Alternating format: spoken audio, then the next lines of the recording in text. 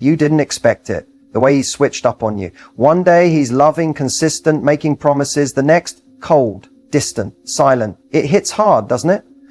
But here's the truth no one tells you. What breaks you can also build you if you use it right. The very thing that made you question your worth can become your most powerful weapon if you learn how to confuse him by doing the one thing he never saw coming, pulling your energy back. See, men who play games expect a reaction. They expect tears, texts, begging, long messages, trying to fix it. But what they don't expect is silence, confidence, detachment. That's the power of the unexpected. When you stop trying to win him back and start winning yourself back, everything shifts. He starts to wonder, why isn't she chasing me? And that's where the confusion begins, because your power returns to you. This video isn't about revenge. It's about realignment. It's about using the pain he caused as the pivot point for your glow up. When you confuse him by not playing the game, you flip the whole script. You remind him that losing you wasn't just a moment, it was a mistake. So if you're sitting there wondering what to say or do next, don't. Instead, just watch this. From this moment on, it's not about making him understand your worth. It's about you realizing it first. And once you do, the way you move will speak louder than any words ever could. Let's begin. When a man hurts you, especially someone you trusted, it's natural to start asking yourself why. Was it something you did? Something you didn't say? Were you not enough? These questions spiral. And that's exactly how you end up trapped in a loop of self-blame. But let's pause for a second and shift the lens. Because most of the time, it's not about you at all. It's about him and what's going on inside his mind. Here's the psychology. Some men don't know how to handle intimacy. Real connection scares them, so they seek closeness until it becomes too real. Then they retreat. This push-pull behavior isn't because you're too much, it's because emotional depth triggers something unresolved in them. Maybe it's past trauma, fear of vulnerability, or even ego. But what they do next, distancing, hurting, ghosting, isn't a reflection of your value, it's a reflection of their own emotional immaturity. Others hurt you because they feed on control. They like knowing they can get a reaction. Your tears, your confusion, your anxiety, to someone emotionally unavailable or manipulative, that's fuel. Not because they're evil, but because power gives them validation. In their world, love becomes a game of ego. And if they feel small in their own life, making someone else feel smaller gives them temporary power. And then there's the third type, the one who never intended to hurt you but still did. Why? Because he never truly saw you. He projected what he wanted, got caught up in the moment, and when it became inconvenient, he bailed. It wasn't malicious, but it was careless, and carelessness still leaves bruises. Now here's the part that stings a little. We often tolerate being hurt when deep down we're scared of losing the little we've been given. So we settle, we rationalize. We say things like, he's just going through something, or maybe he'll come back around. But listen carefully, he hurts you because he knows you'll stay. That's the hard truth. When a man knows he can disrespect you and still have access to you, the cycle continues. Not because he's always aware of what he's doing, but because he's never been forced to face the consequences of it. The antidote to this isn't revenge, and it's not giving him a taste of his own medicine. It's choosing to break the cycle completely. It's recognizing the moment he hurts you as the moment you wake up, not fall apart. Because once you understand the why, you stop personalizing the pain. You stop asking, what's wrong with me, and start asking, why am I giving so much to someone who gives so little? Here's something to remember. Hurting someone who loves you is easy when that person doesn't know their worth. So the real shift begins not with him changing, but with you realizing you never needed to be hurt to be loved. You never needed to be confused to feel connection. Healthy love does not leave you guessing. It does not disappear. It does not make you feel small. And once you see that clearly, the game ends, the confusion ends, and your healing begins. You're not weak for caring.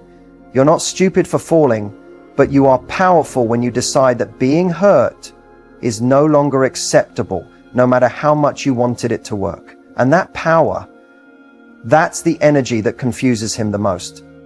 Let's keep going. You're about to learn how to respond with silence, grace, and strength, the kind that makes him wonder what happened while you're already moving on. There's a moment right after he hurts you where your instincts scream to react, to text him back, to confront him, to explain how much he's hurt you, to make him understand, because it feels like if you just say the right thing, he'll snap out of it. He'll realize your worth. He'll fix it. But here's the hard truth.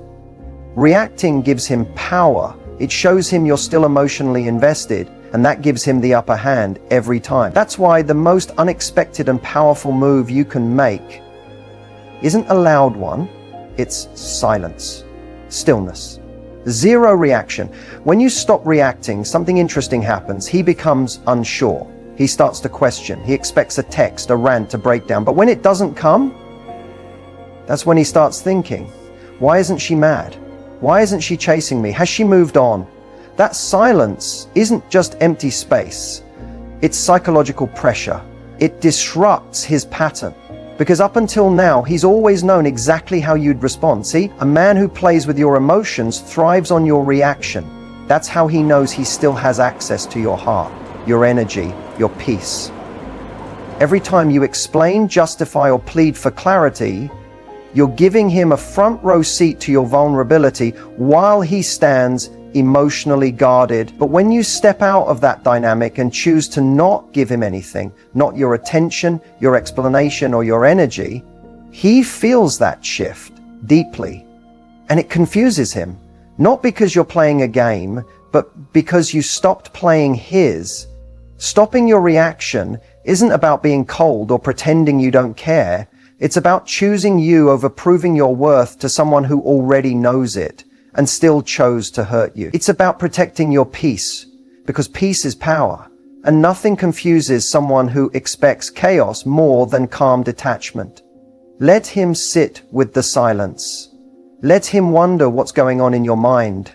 While he's trying to figure out your next move, you're already making your next chapter.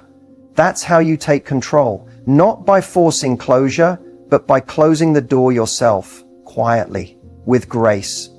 The silence isn't empty, it's full of self-respect. And maybe he'll reach out, maybe he'll start breadcrumbing again, trying to test if you'll still respond. But here's the twist, you don't need his attention anymore. Because the version of you that needed his validation, she doesn't live here anymore. She evolved the moment she stopped reacting. This doesn't mean you don't feel the hurt. It doesn't mean you don't miss the version of him you fell for. But now you understand that reacting to pain doesn't heal it, it just repeats it. And if you want to truly move on, truly confuse him, and most importantly, truly empower yourself, you stay still, you stay quiet, you stay focused. No more paragraphs, no more over-explaining, no more trying to prove you're the one. Because here's the truth. The second you stop reacting, you become unpredictable. And unpredictability is powerful. It forces people to see you in a new light. It forces him to realize he doesn't get to hurt you and keep access to you. That's what makes him confused. That's what makes him feel the consequences. So don't speak, don't chase, don't explain. Let your silence be the loudest thing he hears. Silence is not just the absence of sound. When used with intention, it's a weapon, a boundary, a message louder than words could ever deliver. And when a man hurts you, whether by ghosting, pulling away, breadcrumbing, or playing mind games, your silence can completely flip the power dynamic. That's what we call the silence flip. Here's what most people get wrong. They think silence is passive, that it's giving up, that by not responding, they're letting the other person win. But what if I told you that your silence is actually you taking back the driver's seat? The silence flip strategy isn't about punishing him. It's about redirecting your energy inward, and in doing so, shaking his entire perception of you. When a woman who used to react suddenly goes quiet, the shift is magnetic. It makes him stop in his tracks. Because now, you're not feeding his ego. You're not giving him the emotional payoff he's used to. The texts, the crying, the late night, I just need to understand calls, all gone. And suddenly, he's not so sure of his control anymore. This silence is calculated, it's calm, it's rooted in self-respect, and it's confusing, especially to a man who thought he had you figured out. The silence flip works because it activates something powerful, curiosity. People don't miss what they take for granted, they miss what suddenly becomes unavailable. When you stop explaining yourself, stop giving updates, stop checking in, he starts wondering, where did she go? Why is she reacting like before? Is she seeing someone else? Has she moved on? And even if he doesn't reach out right away, he feels the shift. That's the flip. You went from predictable to unpredictable, from emotionally open to emotionally protected, from available to untouchable. He no longer has the emotional access he once had, and that's unsettling because for the first time, he's no longer in control of the narrative. But here's where the real magic of the silence flip comes in. It's not about him at all. It's about you. It's about reclaiming your mental space, healing in peace, and letting your absence speak the truth he chose to ignore when he had you. Because silence doesn't mean you're weak. It means you're done performing, done proving, done participating in a one-sided connection. Silence gives you the space to hear yourself again. It helps you stop chasing closure and start creating clarity on your own terms. It's where your standards rise, where your energy shifts, where you remember that you never had to beg to be understood, you just needed to be respected. And don't be surprised if after a while he comes back, texting, calling, saying he's been thinking. That's not love, that's confusion. That's him feeling the loss of your presence, not a change of heart. So ask yourself, do I want someone who only values me in my absence? Or someone who shows up while I'm still here? The silence flip strategy is simple, but it's not easy because it takes emotional discipline. It takes choosing peace over chaos, power over ego, and self-respect over temporary validation. But once you master it, something beautiful happens. You stop waiting for a text. You stop needing the apology. You stop wondering if he'll come back. Because suddenly you don't want him to, not if he has to lose you first to realize what he had. That's the real power of silence. That's the flip.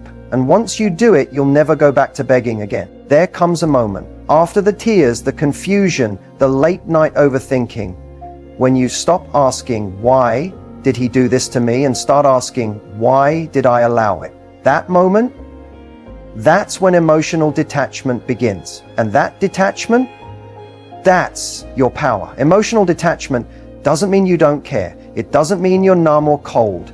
It means you're finally choosing yourself over the chaos. It means you're no longer tied to the outcome, to the hope, to the fantasy of what it could have been. You're seeing things clearly, maybe for the first time, without excuses, without filters, without illusions. When you're emotionally attached to someone who's hurting you, everything they do has the power to break you. One word, one silence, one shift in tone, and suddenly your whole mood crashes. That's not love, that's dependency. That's giving someone else full control over your inner world. But when you detach, you take that control back. You stop checking your phone, you stop decoding mixed signals, you stop justifying bad behavior. Why? Because your peace matters more than their presence. That's what detachment really is. Choosing peace over the performance of a relationship that isn't real anymore. Here's the truth. When you detach emotionally, you no longer need him to change in order for you to be okay. You stop needing closure because you become the closure. You stop needing apologies because you give yourself the forgiveness. You stop needing to be chosen because you realize you've always had the power to choose yourself. And here's where it really confuses him. Because emotional detachment is silent. You don't announce it, you don't post about it, you don't even have to block him. You just shift your energy and he feels it. He might not be able to explain it, but suddenly your vibe is different. You're no longer available. Not emotionally, not mentally, not spiritually. He'll try to test it. He might throw out a text to see if the hook is still there. He might compliment you out of nowhere. He might act like nothing happened. But this time, you're not moved.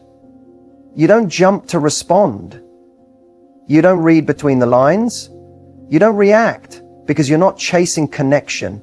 You're protecting your energy. And that's what emotional detachment gives you. Freedom. The freedom to walk away without needing him to validate your decision. The freedom to stop begging for the bare minimum. The freedom to stop shrinking yourself just to keep someone else comfortable. This is where your confidence starts rebuilding, not the loud kind, but the quiet confidence that says, I know who I am and I won't accept less. That's the energy that shakes him. That's the energy that makes him question how he ever thought he could lose you and still sleep peacefully at night. You don't get there overnight. Emotional detachment is a process. You'll slip, you'll miss him, you'll romanticize the good moments, but each time you catch yourself and come back to reality, that's strength. It's healing, that's you rising, and eventually you'll feel it, peace, the kind that doesn't need closure, attention, or a second chance.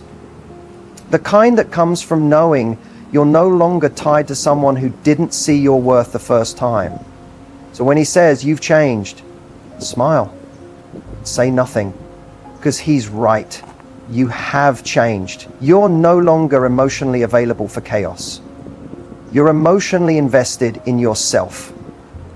And that is the purest form of power. What makes you truly irresistible isn't your looks. It's not how many compliments you get or how many men want your attention. It's not your outfit, your body, or how well you can flirt. Real, magnetic, lasting irresistibility, the kind that makes someone regret losing you, comes from something much deeper, how you carry yourself when you know your worth. A woman becomes irresistible the moment she stops trying to be chosen and starts choosing herself. The moment she's no longer available for anything that feels like confusion, inconsistency, or emotional games. When you embody self-respect, it radiates. It's in your silence, your boundaries, your calm reactions. It's in the way you no longer chase energy that drains you. Men are drawn to beauty, sure, but they're held by something stronger, energy. And the most powerful energy you can carry is one that says, I like you, but I don't need you to validate me. That detachment, that confidence, that presence that says, I'm already full, and anything extra has to match my peace. That's what makes you unforgettable. You become truly irresistible when you stop trying to be the one for someone who doesn't even know what they want.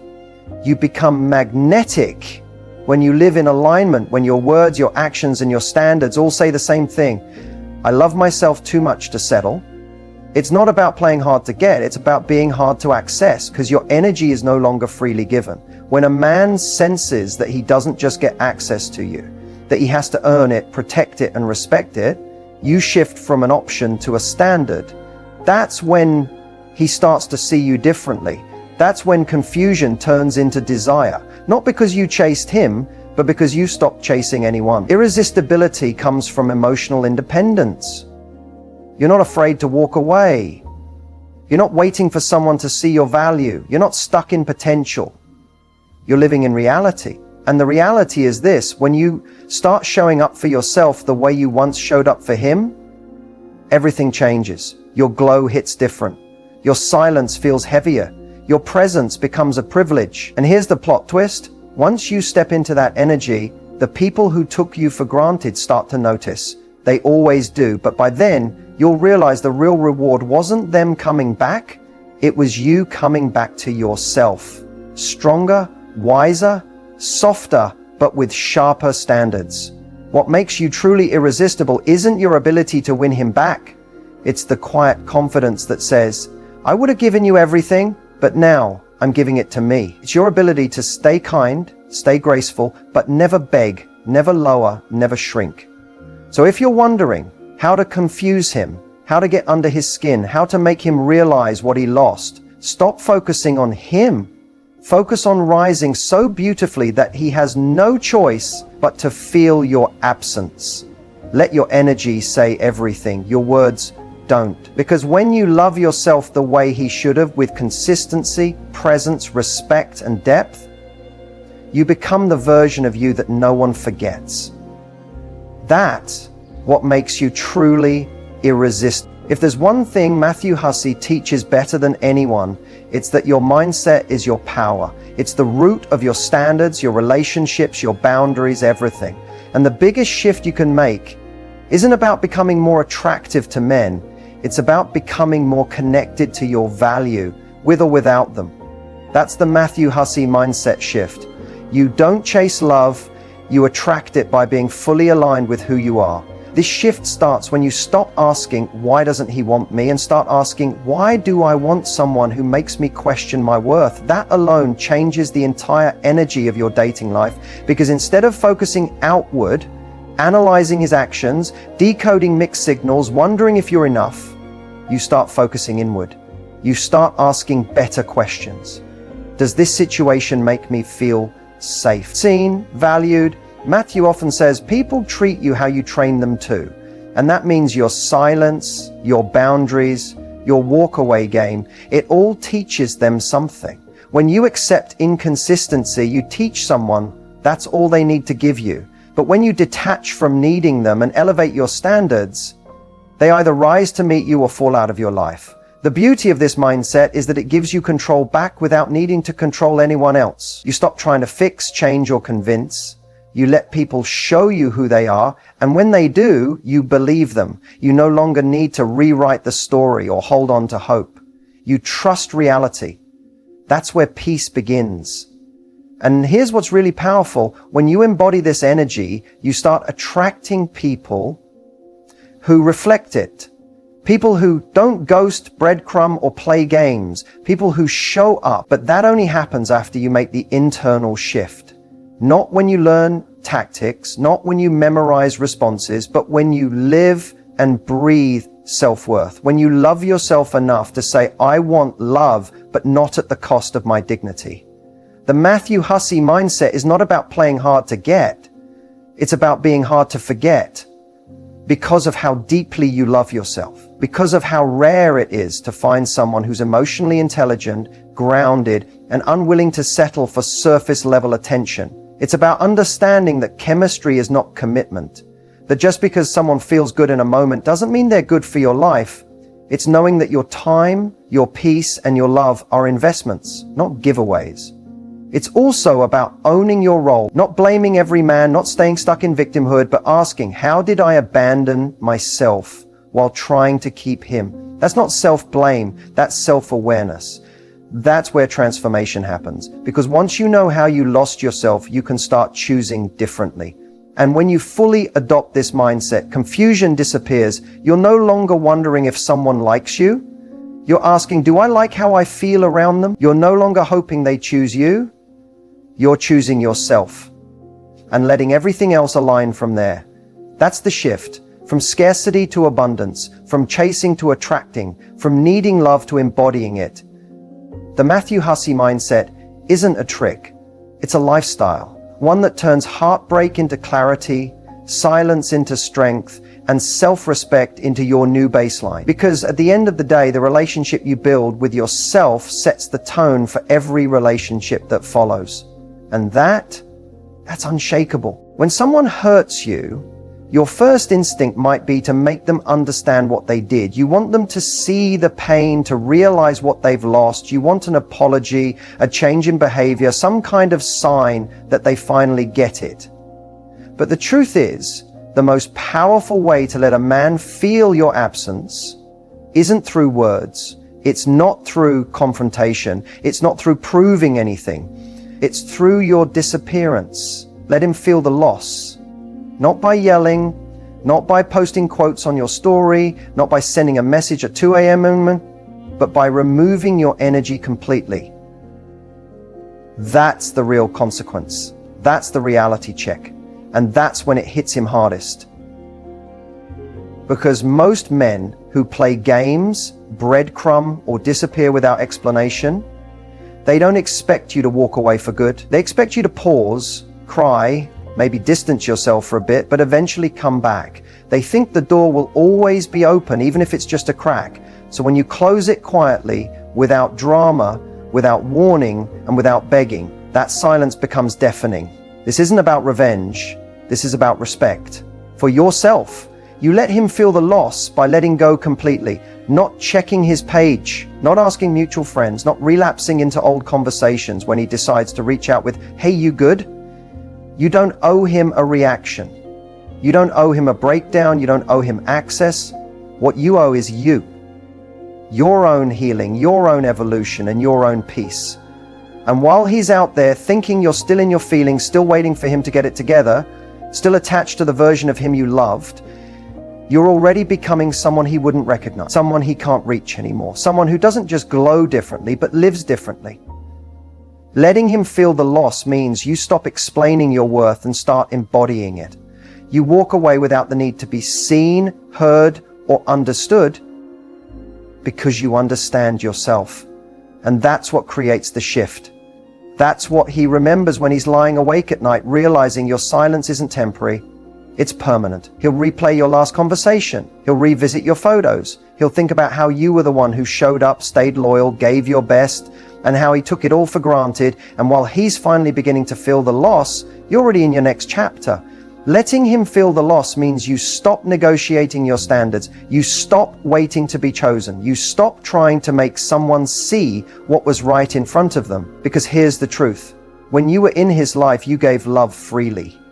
You gave depth, care, presence. And if that wasn't enough for him, no amount of proving will ever change that. But your absence? That speaks in a language the ego understands. That's the plot twist. Not anger. Not revenge, just detachment. You stop being an option the moment you start treating yourself like the only priority. And when you do that, you don't have to make him regret losing you. He just will. Not because you forced it, but because your absence became louder than any apology he never gave. Let him sit in that space. Let him remember what it felt like to have you and lose you. You don't have to chase closure. You are the closure. You made it to the end of this journey, and that alone speaks volumes. It means you're not here to stay stuck. You're not here to keep repeating the same cycles, chasing the same unfulfilling patterns. You're here because deep down, you know you deserve better. And not just better from someone else, but better from yourself. This is your moment to reclaim every part of you that you gave away too easily. The pieces you handed over while hoping to be loved. The energy you poured into people who didn't know how to receive it. The love you gave so freely, thinking that maybe, just maybe, it would finally be enough. But here's the truth. It was enough. You were enough. They just weren't capable of meeting you where you stood. You are not hard to love. You are just no longer available for anything that makes you feel less than whole. That's your new standard. That's your power. And it starts right now. No more shrinking, no more over-explaining, no more waiting on someone to treat you right. You are not a placeholder. You are not a second choice. You are the blessing, the kind of woman who brings peace, passion, depth, and loyalty. Anyone who can't recognize that doesn't belong in your space. And remember, healing is not about never feeling pain again. It's about learning to protect your peace even when the pain visits. It's about moving through life with softness and strength at the same time. You don't need to harden your heart to heal. You just need to become unavailable for disrespect. Your journey from pain to power is not linear. Some days you'll feel triggered. Some nights you'll miss him. But healing isn't about never missing them. It's about missing them and not going back. That's growth. That's grace. That's you rising. This is not the end of your story. This is the beginning of your new chapter. The one where you're no longer waiting for someone to make you feel chosen. You're choosing yourself again and again until the right person sees you and says, I choose you too, fully and without hesitation. Until then, you don't sit in loneliness. You sit in peace. You build, you grow, you fall in love with your life. You become the version of yourself you once thought you needed someone else to complete. The power was never in getting him back. The power was in getting you back. So if no one has told you this today, you're doing better than you think. You're healing, you're evolving, and you're worthy of a love that doesn't leave you guessing. Keep rising, keep glowing. Keep choosing you. This isn't the end. This is your rebirth, and the best is yet to come.